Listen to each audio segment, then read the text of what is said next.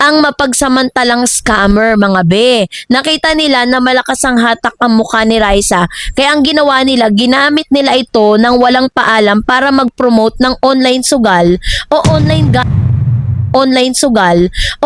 gambling apps. Like, ang kakapal ng mga muka, nakapikit ka na lang talaga, mapapapikit ka na lang talaga, 'di ba? The audacity of deepfakes and fake ads. Grabe ang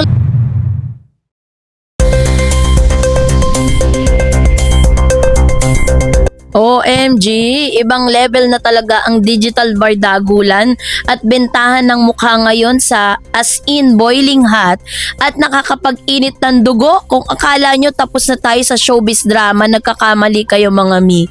Kasi ngayon, hindi lang basta parinigan sa noontime show ang eksena. Kasi isang seryosong isyong hinaharap ngayon ng ating original na aling maliit na si Raisa May Dizon at ang panawagan niya sa kanyang mga dabber cats at sa publiko.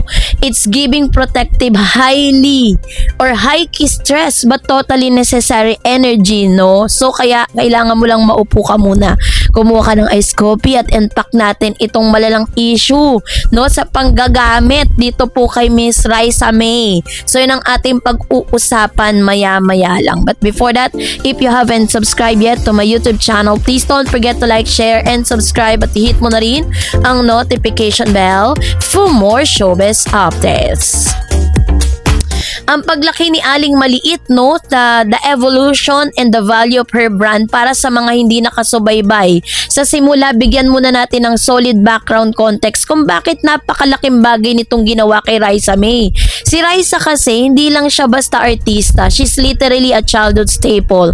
Mula nung manalo siya sa Little Miss Philippines noong 2012, minahal na siya ng buong Pilipinas. Siya yung batang nagpauso ng cha-cha, yung batang may sariling talk show at the age of 8 at yung bunsong kapatid o anak na sinusubaybayan natin hanggang maging ganap na dalaga ngayon, Raisa May Dizon, from the cute witty Aling Maliit.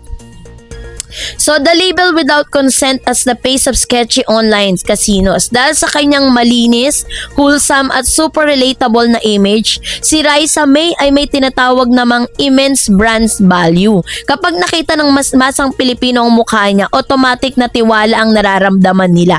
Tiwalang pampamilya, tiwalang galing sa Itbulaga at sa TBJ community.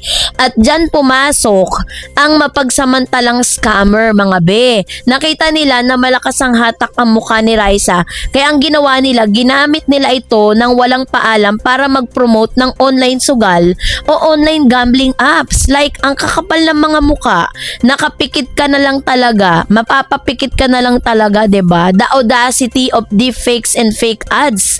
Grabe ang lala ng technology ngayon, ha, mga sis. Hindi na lang basta simpleng Photoshop o pag-edit ng poster ang ginagawa ng mga scammer.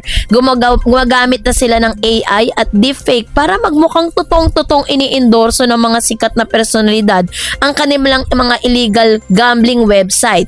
Sa kaso po ni Raisa May, kumalat kasi sa social media ang mga eksena ng mga peking pub mats or publicity materials at maikling video clips na nagpapakita na parang naglalaro o nagyayaya siya sa mga online casinos. Ginamit pa niya ang keyword tulad ng Dabber Cards para isipin ng mga tao na baka connected ito sa programa nila o kaya naman probado ng nakatatanda sa paligid niya. Ang pinaka-scary nito, maraming ordinaryong Pilipino, lalo na ang mga matatanda at kabataan na hindi pa ganon ka-techie savvy ang daling mabudol nito. Sipin nila si Raisa May ang nagpo-promote, mukhang legit at ligtas magsugal dito. Can you believe that? Psychological manipulation, it's highly toxic and low-key criminal. 'Di ba? So, dahil dyan, ang tapang ng isang legit na Dabber Cats, dahil lalong lumaki ang issue at marami nang nagtatanong sa kanya kung totoo nga ba ang mga kumakalat na ads at hindi na nakatiis ang lola nyo. She finally entered the chat at naglabas ng kanyang official na panawagan at paglilinaw at hindi niya ito dinala sa mas mababaw na tapatan. Hinarap niya ito ng may paninindigan. Inilaw ni Raisa May sa kanyang mga social media platforms na wala siyang anumang koneksyon, endorsement o kinalaman sa kahit anong online sugal apps.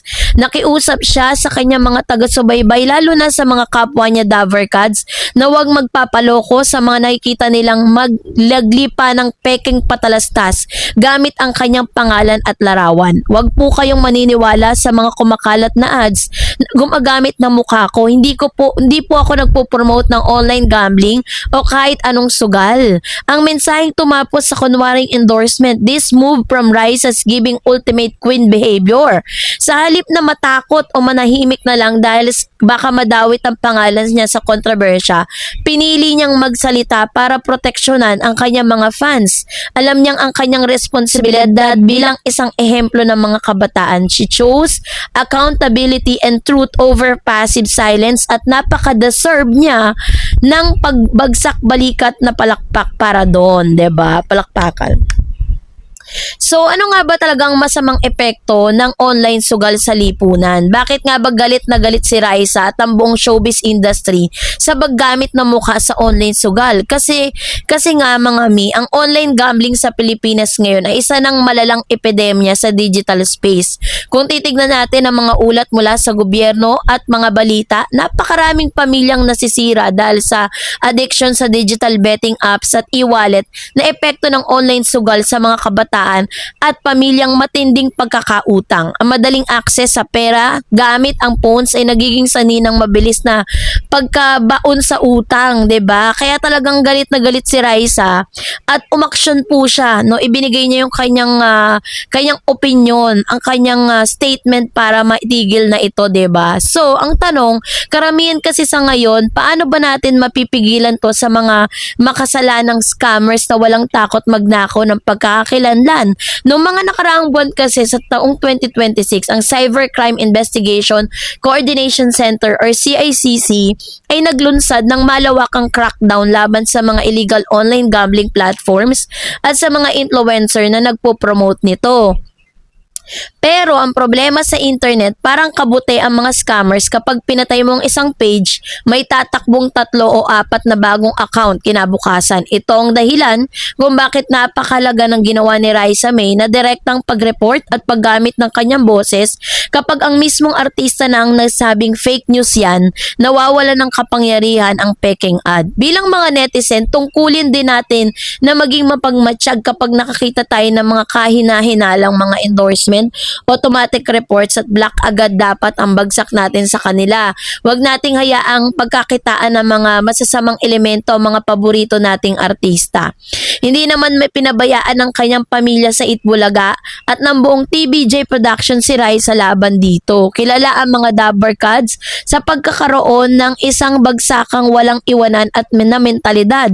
Ang mga kapwa niya host at ang production ay nagpakita rin ng suporta para sa mapalawak ang babala laban sa mga peking ads. Sa mundong puno ng plastic at kompetisyon, nakakataba ng puso na makitang protektado si Raisa ng mga taong nakasama niya lumaki sa industriya. Pinapakita lang nito na ang pagiging Davercads ay hindi lang pang telebisyon. Ito isang tunay na pamilya na handang rumesbak kapag may nang-aapi sa kanilang bunso.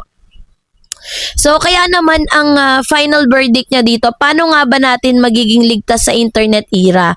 Anong ultimate takeaway natin dito sa issue ni Raisa May? Sample lang. Simple lang yan. Maging matalino at mapanuri sa bawat nakikita sa internet. Hindi lahat ng may mukha ng paborito mong artista ay totoo. So, sabi dyan, suriin natin yung source. Ang ad ba ay galing sa verified account ng artista?